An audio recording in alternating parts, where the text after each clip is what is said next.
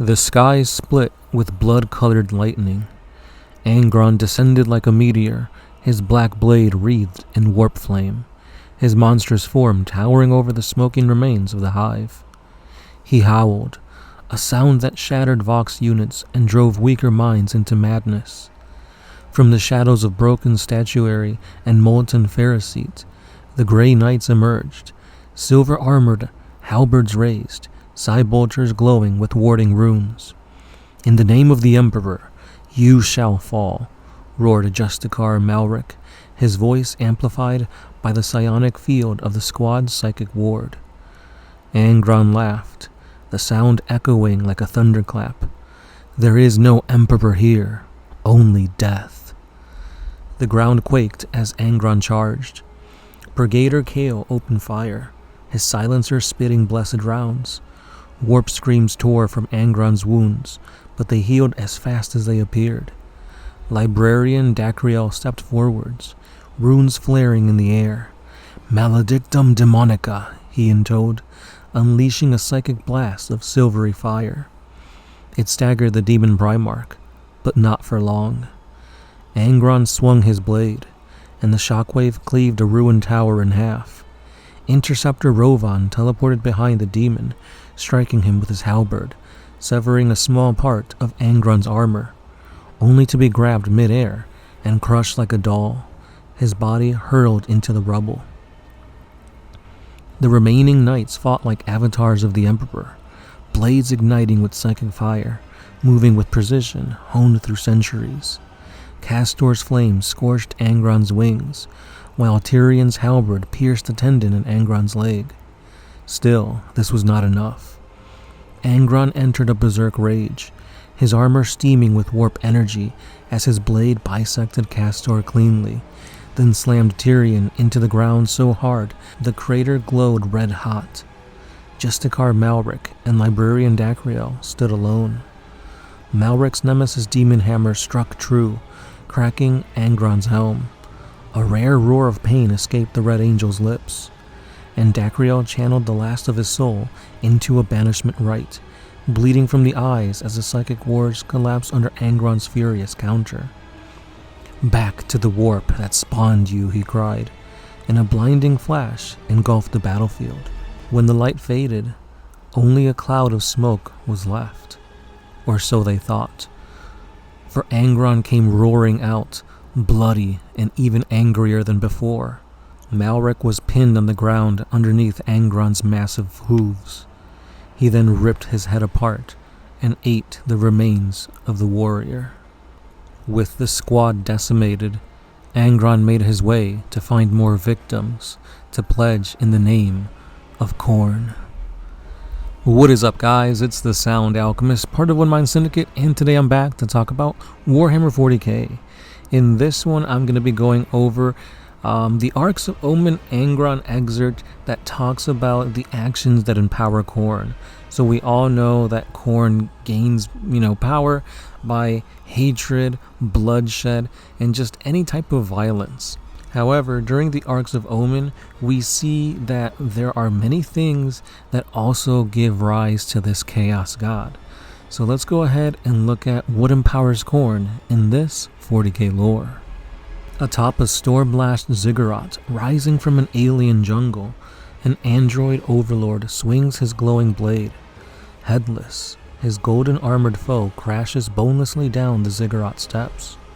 As he does, the overlord's followers drove their praise for his latest inevitable victory. They strike to earn glory.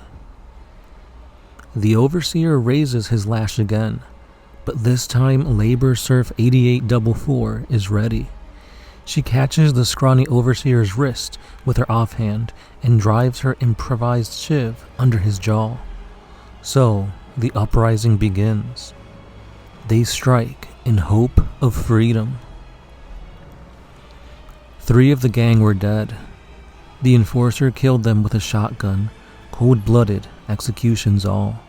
But the enforcer didn't get Gorv, and now he's sprawled on his back, in some filth beneath the Ronoff downpour, and Gorv is straddling his chest. Through the shattered visor, the enforcer locks eyes with Gorv, expression utterly unrepentant. With a howl of loss and pain, Gorv brings his hatchet down with both hands and buries it in the face of the enforcer. They strike out of hatred. In the shadowed back alleys of Sec Magra, a cloaked figure hastens along, shoulders hunched against the distant sound of screams and gunfire. They do not see the addict who lurks in the doorway as they pass, but they do feel his blade as it tears across their throats. They then feel his hands rifling their pockets. They feel nothing more. They strike as murderers. The Einhir Hearthguard knows she must time her blows perfectly. The corrupted one comes not for her, but for the Grimnir she protects. But he will not harm the living ancestor.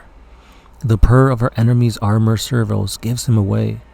He lunges suddenly from the shadows, crimson-eyed lenses flaring, but she is ready. Her concussion gauntlet connects with his chest plate and pulverizes ceramite, fused bone, and a pair of poisonous hearts. They strike out of duty. The brawl in the fighting pits has been long and bruising, but at last the challenger lies bloody and broken. Giving full vent to his fury at his upstart, the orc hefts a boulder in both hands and brings it crashing down on the skull of his enemy. For they strike in anger. Shrugging off a barrage of dancing warp flame, a feral warrior raises his frost-hued axe and swings it into the neck of his mortal enemy. As the sorcerer's helmed head tumbles to the ground, his killer howls with unrepentant joy. For Fenris. They strike for vengeance. Her fear cannot stay her wrath. Running amidst a press of loyalist soldiers, she screams praise to the god emperor and fires her last gun into the traitor ranks. Up a muddy embankment now and into the teeth of the foe, following old Josiah, the regimental priest. A traitor aims his autogun at her, but he is too late. For the emperor, she roars as she drives her bayonet into the heretic's chest. And finally, they strike with faith. So these excerpts here shows that all across the galaxy, whether if it's for righteous cause, self-defense, or just for the fury of bloodshed, all these actions, be it faith, vengeance, anger, duty, murderous intent, hatred, hope, and glory, they all go and support Khorne, and in favor, Khorne, the god of murder, blood, and skulls, goes and empowers his followers. So this just shows you that chaos is all-encompassing.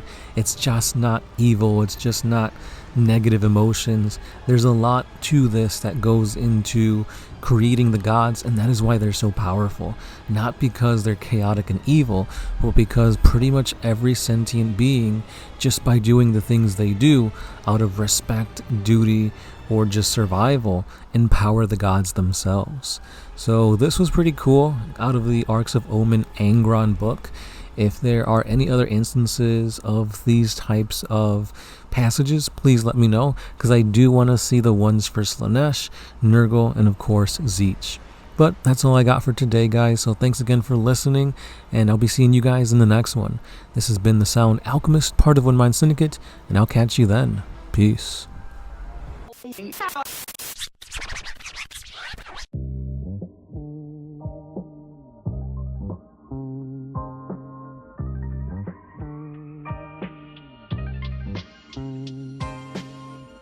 Oh, I used to put my freedom first in any situation.